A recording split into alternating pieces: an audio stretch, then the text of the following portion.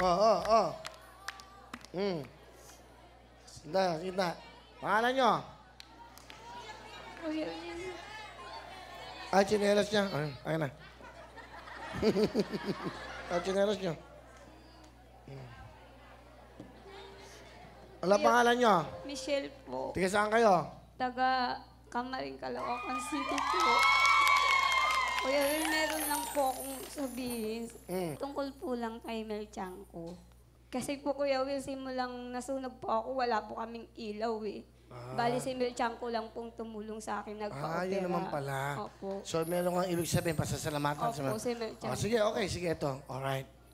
Tita Mel, ako po yung babyng tinulungan nyo nang nasunog po ako ng 4 months.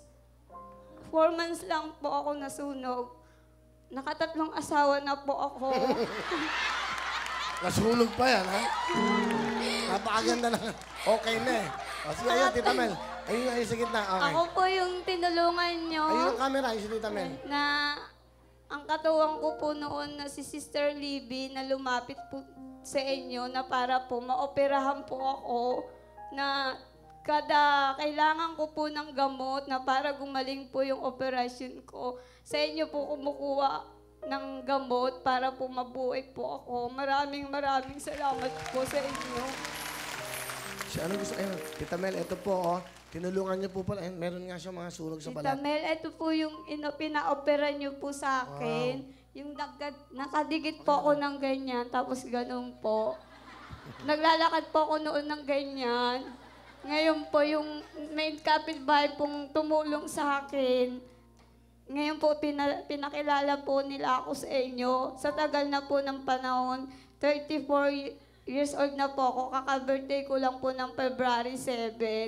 Talaga pong nagtrabaho po yung asawa kong pangatlo.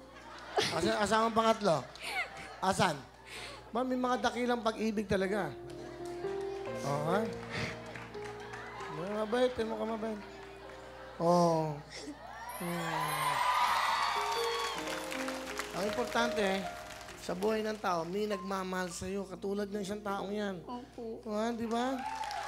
Nakatagpo ka. Sige, Thank mamili you ka po na. kayo.